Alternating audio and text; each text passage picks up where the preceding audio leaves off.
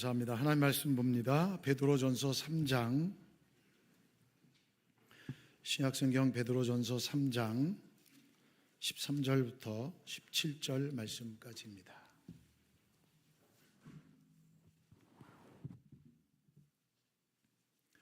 베드로전서 3장 13절부터 17절 말씀까지 제가 봉독해 올립니다. 또 너희가 열심으로 선을 행하면 누가 너희를 해하리요? 그러나 의를 위하여 고난을 받으면 복 있는 자니 그들이 두려워하는 것을 두려워하지 말며 근심하지 말고 너희 마음에 그리스도를 주로 삼아 거룩하게 하고 너희 속에 있는 소망에 관한 이유를 묻는 자에게는 대답할 것을 항상 준비하되 온유와 두려움으로 하고 선한 양심을 가지라. 이는 그리스도 안에 있는 너희의 선행을 욕하는 자들로 그 비방하는 일에 부끄러움을 당하게 하려 함이라. 선을 행함으로 고난 받는 것이 하나님의 뜻일진데 악을 행함으로 고난 받는 것보다 나으니라. 아멘. 할렐루야. 우리 전후자고 계신 분들과 함께 인사할까요? 사랑합니다. 축복합니다. 네, 주님의 이름으로 사랑하며 축복합니다. 장마가 시작되었다고 하는데 오늘 이른 아침에 보니까 너무나 날이 맑은 거예요. 이게 뭐지 할 정도로. 하지만 장마는 시작됐습니다. 이제 습하고 이제 급지석 폭우가 많아질 텐데 늘 건강에 유의하시면 감사하겠습니다. 어제도 아랫지방으로도 계속해서 강우가 쏟아져서 큰 피해를 입었다는 소식을 들었습니다. 또 하나님께서 이 여름도 은혜 가운데 잘 지나갈 수 있도록 함께 해주시길 간절히 소망합니다. 자, 이 세상을 살아가는 성도로서 어떤 삶을 살아가는 것이 가장 복될까요? 우리는 이 세상 속에 살아가는 하나님의 사람들입니다. 그런데 우리는 성도로서의 삶을 살아가야 합니까? 아니면 세상 속에 묻혀 살아가야 합니까? 이에 대해 사도 베드로는 먼저 같은 믿음을 가진 공동체 안에서의 인간관계에 대한 이야기를 하고, 그리고 불신과 핍박이 가득 찬 세상에서의 인간관계에 대해서 이야기를 해주고 있습니다. 8절 말씀을 보면 믿음의 관계, 성도 간의 관계에서 사랑으로 대해야 할 것을 얘기하고, 9절 말씀에서는 일반 세속 인간관계에서도 악을 악으로 갚지 말고 복을 빌어줄 것을 권면해 주고 있습니다. 자, 이 두 가지 측면을 함께 이렇게 종합해 보면 그리스도의 마음을 품고 살아가라, 이 말씀 같습니다. 성도는 세상을 살아갈 때 그리스도의 마음을 품고 살아가야 합니다. 즉, 성도는 항상 예수 그리스도를 연주하는 천상의 악기가 되어야 한다라는 말씀입니다. 세상이 변하고 바뀌었다고 하지만 인간 사회에서 경험하는 일들은 전혀 바뀌지 않고 있습니다. 초대교회 베드로 사도가 공동서신으로 보낸 그 상황과 지금을 살고 있는 우리 교회와 성도들이 처해 있는 상황은 결코 우리가 경험되는 일들은 변하지 않고 있는 것 같습니다. 이런 세상에서 최고의 선물은 그리스도의 사랑이지요. 그리스도의 사랑으로 살아내는 겁니다. 자, 앞절에 있는 9절 말씀을 좀 함께 보실까요? 악을 악으로 욕을 욕으로 갚지 말고 도리어 복을 빌라. 이를 위하여 너희가 부르심을 받았으니 이는 복을 이어받게 하려 하심이라. 자, 복을 이어받기 위해서 너희들이 이 일을 위해서 부르심을 받았다, 이렇게 말씀해 주고 있습니다. 즉, 세상이 악한 말로 욕하고 폭력 등으로 핍박해 올 때에 그들과 같은 모습을 취하지 말라는 겁니다. 그들과 같은 자세를 견지하지 말라는 얘기입니다. 더 나아가서 무저항이나 비폭력 정도에서 그치는 것이 아니라 한 걸음 더 나아가 그들을 축복하고 그들을 위해 기도해 주라라고 성경은 권면하고 있습니다. 그런데 세상은 교회와 성도들을 향해 조롱합니다. 무시합니다. 우리가 그런 사랑으로 나아가면 더 무시합니다. 여러분들이 잘 알고 있는 독일의 철학자 괴테는 이런 기독교인들을 향해 이렇게 얘기합니다. 약자와 노예의 도덕이라고 평가절하 합니다. 힘이 없어서, 노예니까, 신분이 낮으니까 그냥 니들끼리 갖고 있는 도덕이고 윤리일 뿐이지라고 평가절하합니다. 여러분, 하나님께서 힘이 없으셔서 하나님의 백성들을 고난 가운데 두십니까? 하나님께서 악을 이길 능력이 없으셔서 그러한 모습들을 방치해 두고 계십니까? 저는 그렇게 생각하지 않습니다. 기독교인들이 무능하기 때문에, 나약하기 때문에 기독인들이 어쩔 수 없어서 살아가기 위해 변명하는 것일까요? 저는 그렇게 생각하지 않습니다. 만약에 악을 손으로 이기라는 말씀처럼 악을 손으로 대하면 악에 대한 승리를 경험할 수 없을까요? 기록에 보니까 독일이 통독되기 전에 서독의 총리였던 콜 총리가 있습니다. 그도 크리스찬입니다. 그런데 성경에 나와 있는 마태복음 5장 내 오른뺨을 치거든 왼편도 돌려대라 라는 이 말씀에 대해 이렇게 얘기합니다. 나는 이런 식으로는 도저히 정치할 수 없다. 그리스도인입니다. 하나님의 말씀을 정면으로 거부하는 겁니다. 나는 그런 나약한 그리스도인이 되지 않을 거다라는 얘기겠죠. 그래서 교회에서도 혹은 또 성도들도 이에는 이, 눈에는 눈이라는 어떤 그 공식을 가지고 세상을 대하고 힘을 더 키워서 세상과 항거해야 된다라고 말하는 사람도 있습니다. 그러나 성경의 인물 가운데 다윗은 사울과의 관계 속에서 그렇게 대하지 않습니다. 핍박과 죽음의 위협이 그를 몰아친다 해도 다윗은 절대로 사울을 악으로 대하지 않습니다. 얼마든지 죽일 수 있는 절호의 기회가 3번이나 있었음에도 불구하고 그를 죽이지 않고 선대합니다. 그러자 훗날 사울왕은 다윗에게 이렇게 고백합니다. 사무엘상 24장 17절입니다. 나는 너를 학대하되 너는 나를 선대하니 너는 나보다 의롭도다. 또 사무엘상 26장 21절 보면 사울이 이르되 내가 범죄하였도다. 내 아들 다윗아 내가 오늘 내 생명을 귀하게 여겼은즉 내가 어리석은 일을 하였으니 대단히 잘못되었도다 하는지라. 여러분, 악을 선으로 대하자 그는 그 선함에 대해 존중과 경애를 표합니다. 우리 주님께서도 이 땅에 오셔서 선으로 악을 대항할 때 승리하셨습니다. 하나님께서 이 땅에 인간의 모습으로 오셨을 때 힘이 없어서 떨어진 겁니까? 권력 싸움에서 패배해서 쫓겨나신 겁니까? 그건 아닙니다. 하나님이 사랑하셔서 독생자 외아들을 이 땅 가운데 보내셨고 우리 주님은 그 아버지의 뜻에 순종하셨지요. 피조물들에게 핍박을 당하는 그 죽임을 당하는 그 어처구니 없는 상황을 통해 하나님께서는 온 인류의 구원을 계획하셨어요. 주님은 순종하셨어요.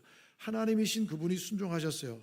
예수님이 십자가에 못 박아 죽으실 그 상황 속에 옆에 있었던 백부장이 이렇게 고백합니다. 마가복음 15장 39절입니다. 이 사람은 진실로 하나님의 아들이었도다. 하나님께서 우리에게 보여주신 승리의 비결입니다. 세상을 이기는 완전한 길은 오직 예수 그리스도의 사랑뿐임을 말씀해 주고 있습니다. 그러나 세상은 더욱더 교묘하게 교회에 대한 도전을 멈추지 않습니다. 우리 주님께서 악을 선으로 대하셨고 선으로 악을 이기셨음에도 불구하고 2000년이 지난 지금도 끊임없이 세상은 교회를 향한 도전과 비난을 멈추지 않습니다. 첫 번째로 성경 진리와 말씀의 권위에 대한 도전을 멈추지 않는다는 겁니다. 세상은 하나님의 말씀에 대한 절대적 진리성을 거부합니다. 하나님의 말씀을 어떻게 해서든지 오류투성이로 만들려고 혈안이 되어 있습니다. 상대주의의 관점, 즉 다시 말씀드려 상대주의는 진리와 그 말씀이 절대적 가치를 갖고 있다는 사실을 부정하는 게 상대주의입니다. 왜 너네만 그렇게 생각하느냐라는 이야기죠. 이런 상대주의적 관점으로 하나님의 말씀인 성경의 진리를 왜곡하죠. 또 다원주의적 세계관, 즉 이 말씀은 어떤 구원의 원칙과 목적이 서로 다를 수 있다. 기독교에게만 구원이 있는 것이 아니라 다른 종교에도 구원이 있다라는 이야기죠. 그런 세계관을 통해서 성경의 진리에 끊임없이 도전해 옵니다. 즉 성경의 권위를 깎아내리고 하나님의 말씀인 진리를 거부하고 있습니다. 성도들 가운데에서도 세상과 연합하고 화합하기 위해서는 하나님의 말씀의 절대적, 하나님의 말씀의 그 권위에 대해 너무 주장하지 말아야 된다, 혹은 회의적인 견해를 갖고 있는 사람들도 있습니다. 매우 위험하지요. 그런 것들로 세상을 이길 수 없습니다. 교회는 세상과 타협하는 존재가 아니라 하나님의 진리의 말씀을 선포해야 할 공동체라는 사실을 잊지 말아야 합니다. 두 번째로 윤리와 도덕적 가치관의 문제로 도전합니다. 여러분, 세상은 성경의 기준 대신 세상의 시대적 흐름에 맞춘 윤리관을 받아들이도록 교회를 압박합니다. 그래서 끊임없이 우리 장로님도 기도하셨지만 이 현대 문화는 결혼과 성으로 구분되죠. 그래서 성 정체성이 하나님이 이 땅에 보내주신 것이 아닌 본인의 스스로 의식에서 결정할 수 있다라는 그런 이야기들을 하고, 생명의 존중을 높이 올림으로 인해 하나님의 말씀의 질서를 거부합니다. 그래서 계속적으로 윤리와 도덕적 가치관으로 교회를 공격합니다. 교회 안에서도 시대의 흐름에 발맞춰야 한다, 교회가 너무 시대의 흐름에 뒤떨어져 있다 라고 말하는 사람들이 있습니다. 여러분, 그것은 정말 어리석은 일이고 우리의 구원과 영원한 생명을 통째로 송두리째로 사탄의 입에 넣어주는 꼴이 됩니다. 그것은 진리가 아닙니다. 세 번째로 사회적 부적합성을 공고히 드러내는 도전으로 교회를 위협합니다. 다시 말씀드려서 현실에 대한 대처 방향이 너무 늦다는 겁니다. 현실에 나타나는 문제들에 대해서 교회의 반응이 너무 늦다는 거 비난합니다. 사회는 교회를 시대에 뒤떨어진, 그리고 현실과 동떨어지는 공동체 혹은 존재로 매도함으로 인해서 교회가 가지고 가야 할 그 진리의 가치의 걸음을 외도하고 있습니다. 교회 내부에서도 이런 문제를 가지고 교회 공동체를 흔드는 사람들이 종종 있습니다. 마치 도덕적이고 선한 가치인 양 포장해서 교회 진리를 왜곡시키는 일들이 있습니다. 네 번째로 물질주의와 세속주의의 도전이 멈추지 않다는 얘기입니다. 물질 만능주의는 교회 가치관과 오직 하나님의 은혜와 오직 말씀의 절대 주권을 흔들리게 합니다. 그 모든 것들과 충돌하게 되어 있습니다. 그래서 믿음을 소홀히 합니다. 하나님의 말씀의 능력을 무시합니다. 세속주의는 말씀의 가치를 모든 판단의 기준에서 주변부로 밀어냅니다. 그래서 중심에 들어오지 못하게 합니다. 신앙을 개인의 영역으로 제한하려고 합니다. 교회 안에서도 말씀으로 오직 하나님의 은혜로 하자라고 하면 그건 개인의 신앙의 모습으로 치부하는 경향이 종종 있습니다. 여러분, 그러한 공동체는 교회가 아닙니다. 그러한 공동체는 생명의 공동체가 될 수 없습니다. 마지막 다섯 번째는 종교다원주의로의 도전입니다. 즉 예수 그리스도를 통한 유일한 구원의 길을 거부하는 겁니다. 오직 예수님만이 생명이며 구원자이심을 거부하죠. 모든 종교에도 다 구원이 있다라는 주장입니다. 보편 구원론을 주장합니다. 이 세상에 태어난 모든 사람들은 다 구원받을 권리가 있다라고 얘기합니다. 얼핏 보면 인도주의적이고 매우 인간적인 것 같아 보이지만 하나님의 절대 주권에 위배되는, 반기를 드는 비그리스도인적, 적그리스도인적 생각이 틀림없습니다. 이런 도전 앞에 교회와 성도는 어떤 자세를 취해야 합니까? 이런 도전 앞에 교회는 어떻게 해야 합니까? 오늘 구절을 다시 보십시오.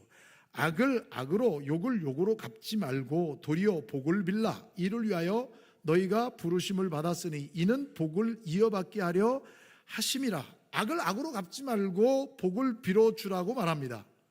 오히려 이런 일들 때문에 너희가 세상에서 부름을 받았다라고 말씀해 주고 있습니다. 그래서 이 복을 계속해서 이어받게 한다는 얘기입니다. 즉 세상에서 이야기하는 그것들을 같이 대적함으로 하나님이 우리를 부르지 않았다는 얘기며, 그런 것들로 교회 공동체의 정체성을 이어갈 수 없음을 말씀해 주고 있습니다. 14절을 보십시오. 그러나 의를 위하여 고난을 받으면 복이 있는 자니 그들이 두려워하는 것을 두려워하지 말며 근심하지 말고.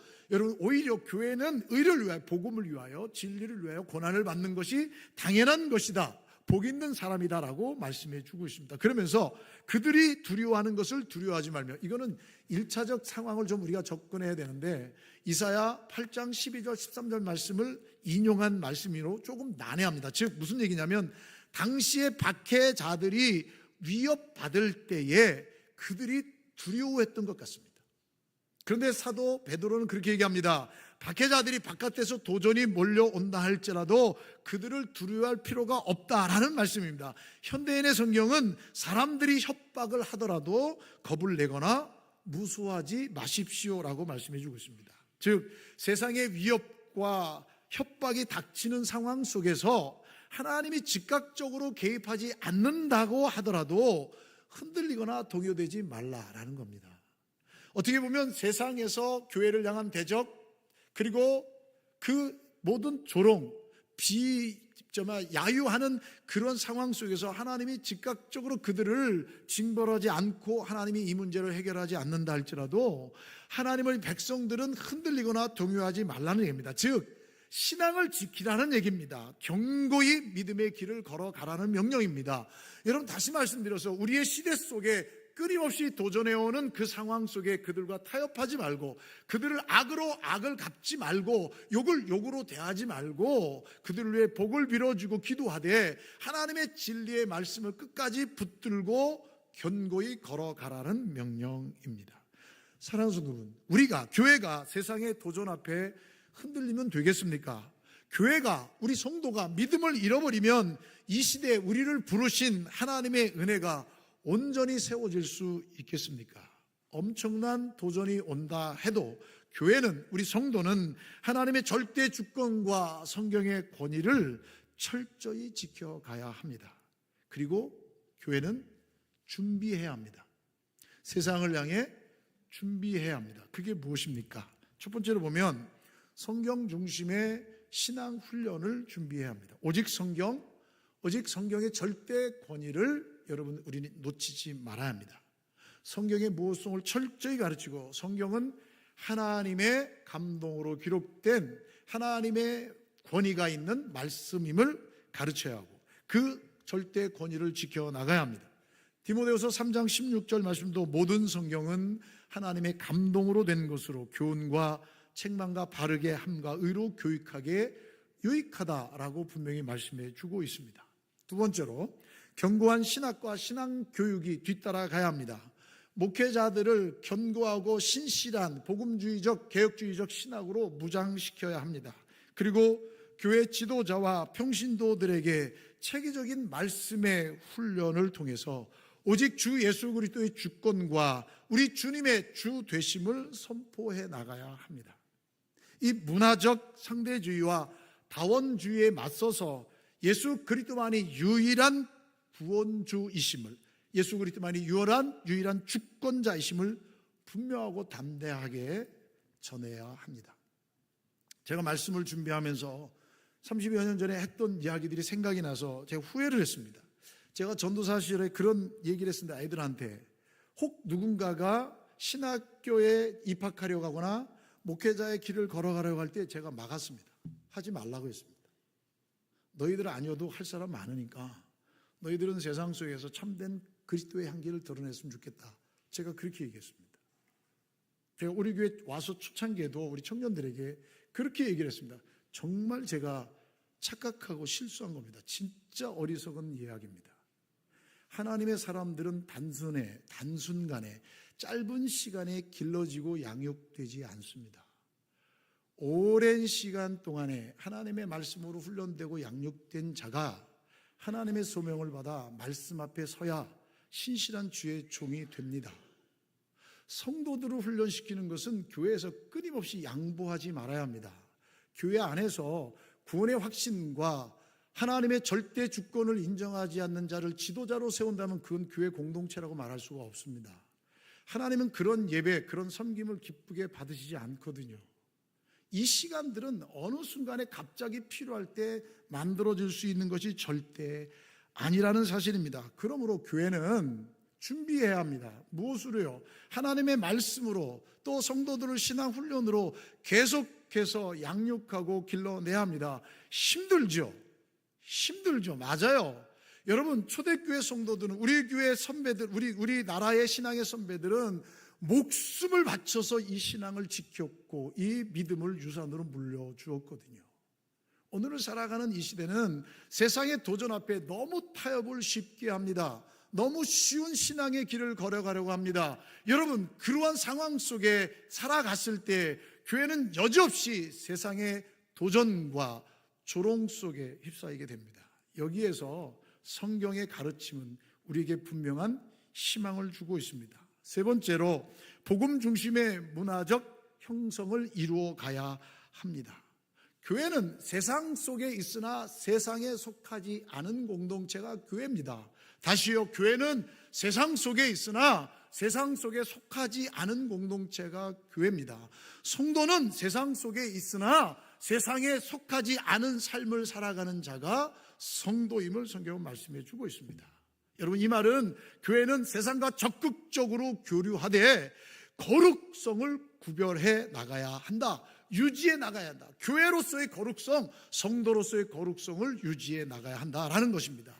현대의 문화를 깊이 이해해야 합니다. 그들을 무조건 밀어낼 수는 없습니다. 복음으로 이 세상의 문화를 세워나갈 수 있도록 준비해야 한다는 얘기입니다. 즉, 교회 안에 기독교 사회 운동가들을 양성해야 합니다. 말씀으로 훈련된 자들이 하나님의 나라를 이루기 위한 헌신자들로 세상으로 보내짐을 받아야 합니다.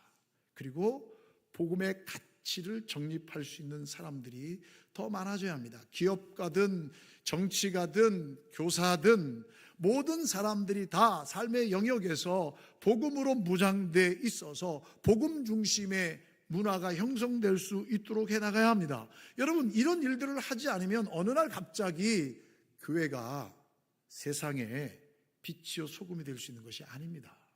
준비되어야 합니다. 이걸 유지해야 합니다. 이 유지가 하기도 쉽지 않거든요.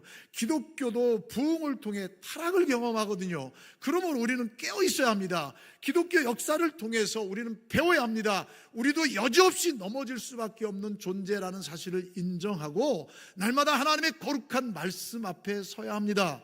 우리는 교만한 자이기 때문에 하나님의 영광을 우리가 가로챌 수 있는 존재들임을 인정해야 합니다. 그래서 날마다 십자가의 은혜 앞에 서야 하고 겸손해야 합니다.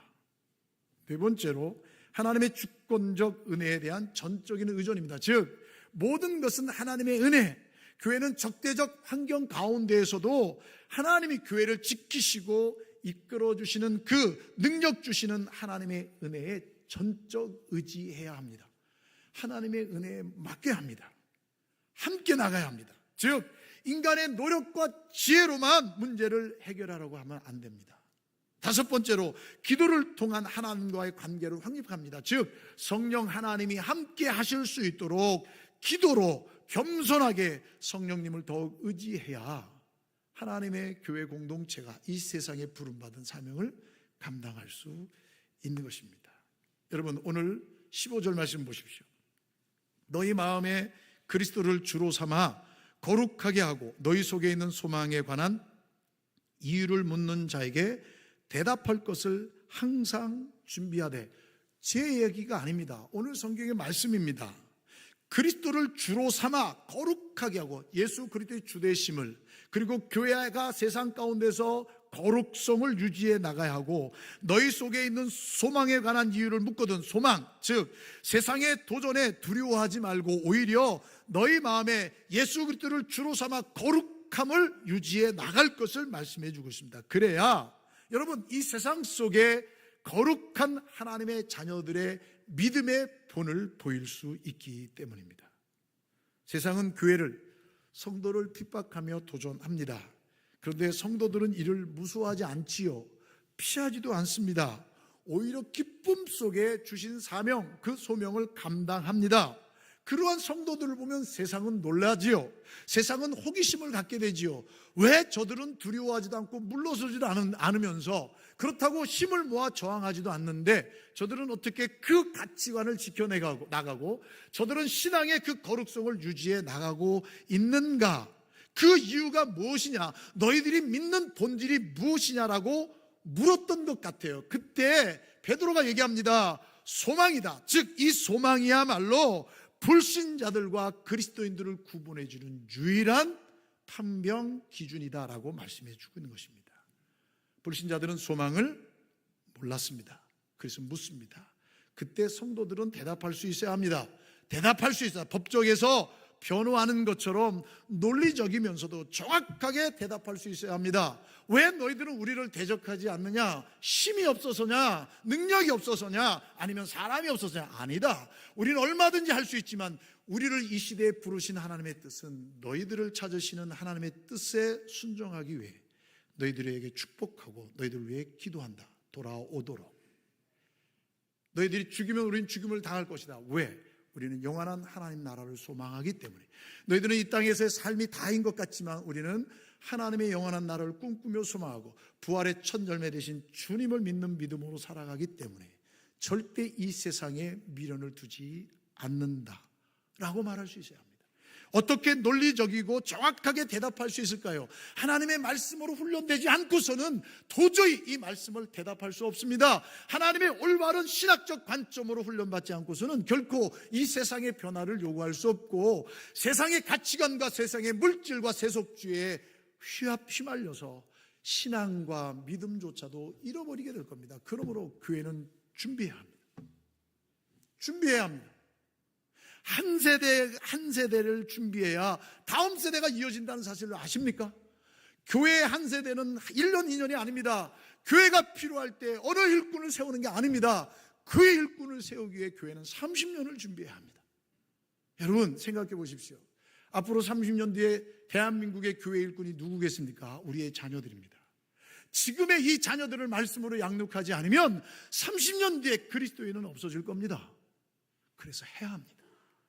우리가 이 자리를 지켜야 합니다. 울타리가 되어줘야 합니다. 우리가 하나님의 절대 가치를 잃어버리면 자녀들은 보호받을 울타리를 잃어버리게 됩니다. 그래서 우리는 우리의 신앙을 지키고 믿음을 지키며 우리의 섬김과 헌신을 통해 우리의 세대들이 아름답게 이어갈 수 있도록 노력하는 것입니다. 다시 15절 말씀 보십시오. 대답할 것을 항상 준비하되 온유와 두려움을 하고, 온유는 친절하고 부드럽게 겸손하게 하라는 얘기입니다. 왜요? 하나님을 신뢰하기 때문에 갖는 성품이에요. 나를 죽이고 핍박하고 조롱하는 자에게 친절하고 부드럽게 겸손하게 하는 거예요. 왜요? 주님을 믿는 믿음 때문에요. 그리고 두려움을 하고 하나님을 경외하는 마음이죠. 즉 하나님을 신뢰하고 경외하는 마음으로 변호하라는 말은 자기 주장이나 감정이 배제된 상태에서 이런 거 집어넣지 말고 논쟁적으로 하지 말고 조심스러운 태도로 하나님의 진리의 말씀을 가지고서 친절하고 부드럽게 겸손하게 전할 수 있어야 합니다. 여러분 이걸 할 수 있으려면요 실력이 있어야 됩니다. 실력이 없으면 이걸 못합니다. 성령 충만해야 합니다. 성령 충만하지 않고는 자기의 의가 드러나게 되어 있습니다. 그럴 때 우리를 통해 하나님의 능력이 세상에 나타납니다. 이 일을 위해 하나님께서 우리를 불러주셨다는 사실입니다. 하나님의 몸된 교회가, 성도들이 하나님의 말씀으로 훈련받기를 거부한다면 세상을 향해 부르신 하나님의 놀라운 뜻과 하나님의 절대 주권에 거부하는 겁니다. 누가 하나님의 뜻을 거부할 수 있겠습니까? 세상을 향한 교회의 준비는 계속되어야 합니다. 어느 한순간도 어느 한 시대도 교회를 향한 세상의 조롱은 멈추지 않았고 도전은 멈추지 않았습니다. 교회 안에서도 교회 공동체를 허물고자 하는 사람들의 계략이 있습니다. 교회 안에서도 세속주의적, 교회 안에서도 상대주의적, 교회 안에서도 인본주의적, 교회 안에서도 종교다원주의적 생각을 갖고 있는 사람들이 얼마나 많은 줄 모릅니다. 그렇기 때문에 교회는 끊임없이 하나님의 말씀으로 하나님의 사람들을 훈련시켜 가야 합니다. 가르쳐야 합니다. 올바른 신앙 훈련을 멈춰서는 안 됩니다. 교회는 세상 속에 있는 하나님의 부름받은 공동체입니다. 변함없는 사실입니다. 세상과 동떨어진 삶을 살 수 없습니다. 그렇기 때문에 우리는 세상 속에 있지만 세상에 속해 있지 않는 거룩한 하나님의 공동체로서 세상의 도전에 하나님의 생명의 말씀과 소망을 가지고 부드럽고 겸손하게 그리고 친절하게 생명의 복음을 드러낼 수 있어야 합니다. 세상 속에서 세상을 변화시키고자 하는 하나님의 놀라운 계획을 우리가 사명으로 받았다는 사실을 잊지 말아야 합니다. 그렇다면 세상의 도전도, 세상의 유혹도, 핍박도, 세상의 질문도 항상 너그러운 마음을 품고 정확하고 논리적으로 대답할 수 있는 준비가 된 하나님의 사람들이 되어야 합니다. 여러분, 이것이 우리의 영적 능력 아니겠습니까? 학문적으로도 영적으로도 하나님의 권능적으로도 붙들린 바 되어 있어야 합니다. 이건 감출 수가 없는 겁니다. 우리는 그걸 보고 그렇게 얘기하죠. 아우라가 있다. 아우라가 뭐예요, 여러분? 아우라는 다른 게 아니에요. 누군가를 봤는데 그 뒤에 있는 뭔가가 있어요. 뭔가가 느껴지는 뭔가가 있어요. 그게 뭡니까? 그 사람의 영성이며 그 사람의 신임이며 그 사람의 성령 충만한 모습이며 그 사람의 언행일치가 되어줘서 신뢰감을 줄 수 있는 것, 그 사람이 갖고 있는 아우라예요. 이런 다른 말로 좀 세상 말로 얘기하면 내공이 있는 거예요. 내공이 있는 거예요. 다시 말해서 실력이 갖춰졌죠. 겸손하죠. 능력이 있죠. 믿음에 충실하죠. 하나님 절대 주권을 의지하죠. 성령의 충만한 능력을 경험했죠. 그런 사람이 복음을 위해서 부드럽고 겸손하게 섬긴다면 복음이 매임이 되겠습니까? 우리의 신앙의 고백이 자녀들 때 끊어지겠습니까? 부모님의 신앙의 고백을 부끄러워하겠습니까? 한국 교회가 돌판매질 당하겠습니까? 우린 다시 시작해야 합니다. 여러분, 사람이 없다고, 젊은이가 없다고, 아이가 없다고 교회 사명이 끝나는 게 아닙니다. 하나님께서는 시대를 따라 부르시는 소명자가 따로 있다는 사실, 모세도 80대에 부름받았다는 사실을 잊지 마십시오. 하나님의 부르심의 때에는 나이와 상관없습니다. 오늘 이 순간이 주님의 부름받은 그 자리요, 그 순간임을 잊지 마십시오. 그리고 교회로서의 사명을 감당하고 세상을 향한 교회의 준비가 무엇인지를 알아야 합니다. 적어도 내가 하나님의 자녀로서 살아온 마지막의 시간에 자녀에게 들려줄 수 있는 내 신앙의 간증과 확신과 믿음의 고백이 있어야 되지 않겠습니까? 잘 먹고 잘 살아라 이러고 죽으실 겁니까? 다른 건 몰라도 믿음 안에 있기를 원한다. 다른 건 몰라도 천국에서 다시 만날 소망을 절대 놓지 말아라 라고 유언할 수 있는 저와 여러분 되시길 주의 이름으로 축원합니다. 여러분, 이 사명이 교회 가운데 있습니다. 이것이 세상을 향한 교회의 준비입니다. 그 믿음에 강한 사람들이 있어야 합니다. 교회는 말씀으로 훈련된 실력 있는 자들이 더 많아야 합니다. 교회는 영성으로 가득 찬 성령 충만한 사람들이 더 많아야 합니다. 세상을 변화시킬 능력을 부여받은 공동체이기에, 그런 하나님의 사명자들이기에 우리는 세상을 향해 생명의 복음을 들고 그들의 방법이 아닌 주님의 방법으로, 하나님의 방법으로 나아가야 합니다. 이 사명을 감당하는 저와 여러분 되시길 주의 이름으로 축원합니다. 기도하시겠습니다. 하나님 아버지, 감사합니다. 변함없는 주님의 사랑으로 오늘도 우리를 불러주셨습니다. 하나님은 여전히 우리를 사랑의 손길로 붙들어 주셨습니다. 약속대로 하나님 역사해 주셨고 동행해 주셨습니다. 하나님 진심으로 감사합니다. 우리가 그 주님의 약속을 잃어버리지 않게 도와주시고 이 신앙의 결단이 흔들리지 않게 도와주시고 말씀의 배움의 열정이 식어지지 않도록 도와주시며 성령의 역사보다 앞서지 않는 겸손함을 더하여 주시고 성령의 충만함으로 주신 사명 이 시대 속에 감당할 수 있는 교회와 성도가 되게 하여 주시옵소서. 세상을 향하여 정확한 신앙의 고백과 답을 들려줄 수 있는 논리적인 신앙의 고백과 세상의 가치를 기억할 수 있는 우리 모두가 되게 하여 주시옵소서. 예수님의 이름으로 기도하옵나이다. 아멘.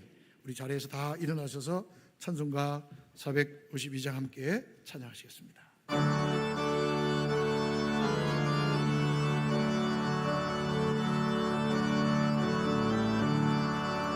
내 모든 소원 기도의 제로 예수님 닮기 원하니라. 예수님 영상 닮기 위해 세상에 고와 기잔데 예수님 닮기 내가 원하네. 날 원하신 예수님을 내 마음속에 지금으로 사 주님의 영상 인치소서. 무한한 사랑 풍성한 은들 슬픈 자 위로하시는 주. 길 잃은 죄인 부르는 예수 그 영상 함께 하옵소서. 예수님 닮기 내가 원하네. 날 원하신 예수님을 내 마음속에 지금으로도 사 주님의 영상 인치소서. 겸손한 예수 거룩한 주님 원수의 멸시 참으시사 우리를 위해 고난을 받은 구주를 담게 하옵소서. 예수님 닮기 내가 원하네. 날 구원하신 예수님을 내 마음속에 지금도 사 주님의 영상 인치소서. 지금은 우리의 유일한 구원자이시며 우리의 소망 되신 우리 주 예수 그리스도의 은혜와 우리를 자녀 삼기 위해 독생자 외아들 아낌없이 보내주신 하나님 아버지의 그 다함이 없는 사랑하심과 성령 하나님의 위로교통 감동하심의 역사가 이 세상으로부터 부름받은 그리고 세상으로 보냄받은 거룩한 하나님의 공동체여 성도임을 깨닫고 세상 속에 주님의 마음을 품고 사랑하며 생명의 복음을 드러내는 하나님의 거룩한 자녀로서의 사명을 감당할 것을 다시 한번 다짐하며 확신하며 일어서는 주의 모든 믿음의 성도들 머리머리 외워